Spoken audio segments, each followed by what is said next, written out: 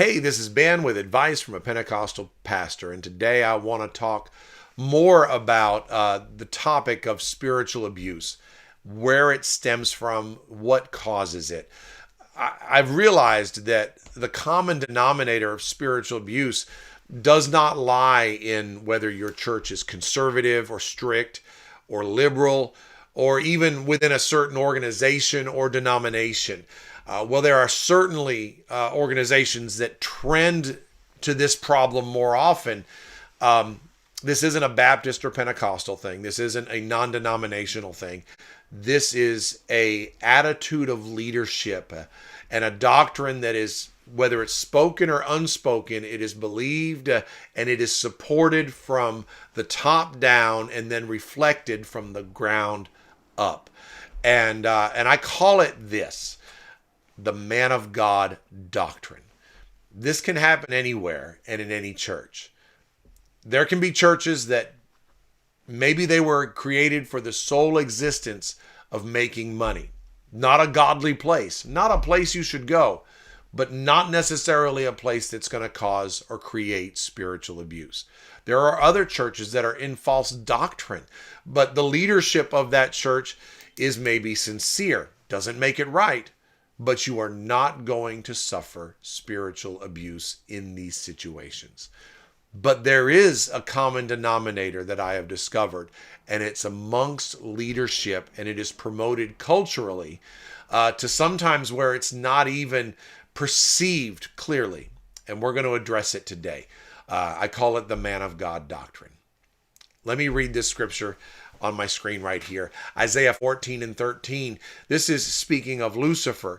And he says, "For thou hast said in thine heart, I will ascend into heaven. I will exalt my throne above the stars of God. I will also sit upon the mount of the congregation in the sides of the north. I will ascend above the heights of the clouds." But this is it here. I will be like the Most High.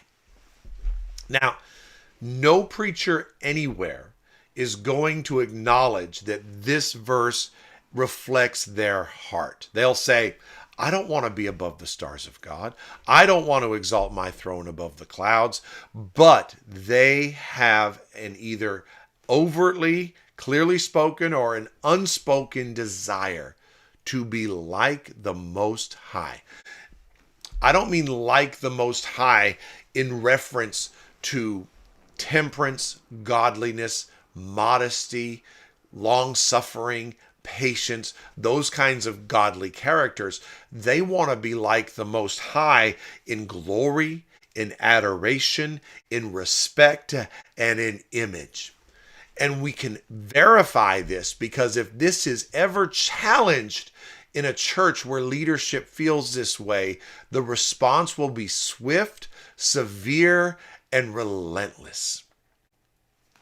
It's the man of God doctrine that is preached in these congregations that causes people to buy into the idea that the preacher of that church is the representation of Jesus to that local congregation. There will be things preached that make it seem like even if the preacher is wrong, because of his position, he is right. Now, I believe this, that the ministry has a God-given authority. Ministry has a God-given responsibility. And as long as ministry operates within the boundaries of its job description, it is afforded the protection of God Himself. But the second the ministry steps outside of that job description, they lose that authority of God because they are operating outside of the authority God has given His ministers. It's the same thing with a police officer. If he operates within the bounds of law, then he has the authority to make decisions. When he operates outside of the bounds of law, he loses his authority, he loses his protection, and he's not worthy of his title. It is the same thing with ministry. When ministry seeks authority outside of the boundaries of God, they lose their authority, they lose their ministry, and I believe they should lose their title. I've had people tell me, backsliders tell me, and this happened many years ago, but with tears that I could hear in their voice.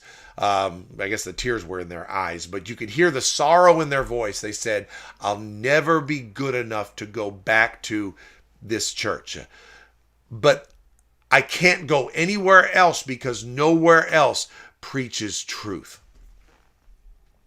This soul was in a no-win situation where they couldn't find recovery and redemption in God because of what the leadership did to their mind and their heart.